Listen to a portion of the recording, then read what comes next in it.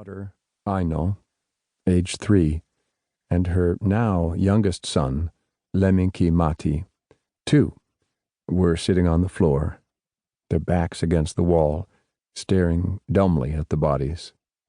Maja-Liisa threw herself to the floor beside her dead children and covered their faces with kisses.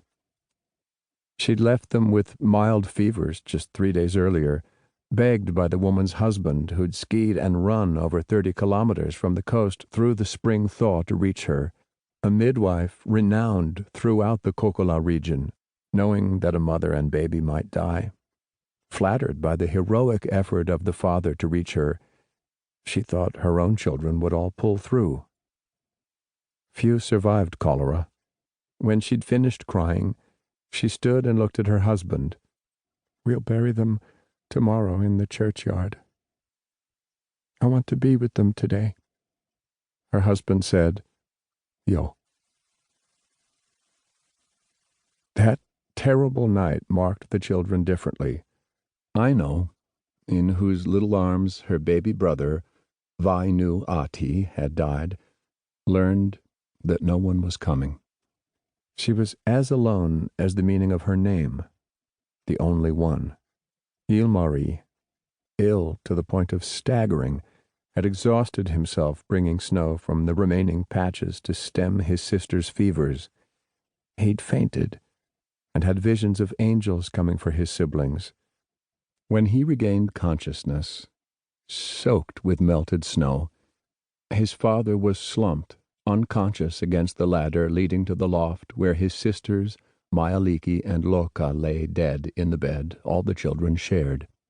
From that night, Ilmari knew there was a God, and God was to be feared.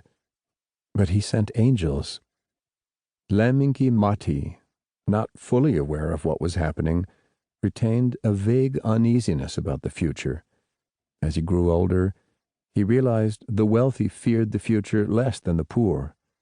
How wealth was attained was less important than gaining it. The children never knew the name of the woman Maja-Liisa went to help that night, nor the name of her son who survived and grew to manhood. But their fates were linked. Chapter 1. That September of 1901, 4 years after Ilmari left for America, both for its opportunity and for fear of being drafted into the Russian army, the district was still without a teacher.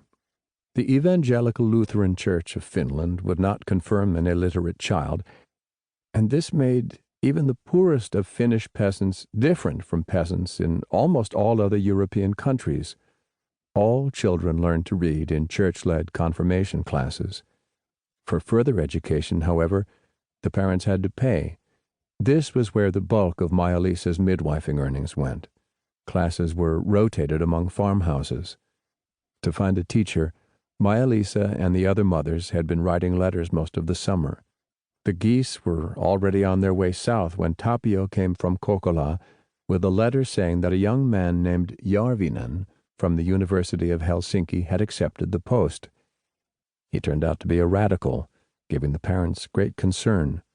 Aino, now 13, along with the other teenage girls, fell in love with him.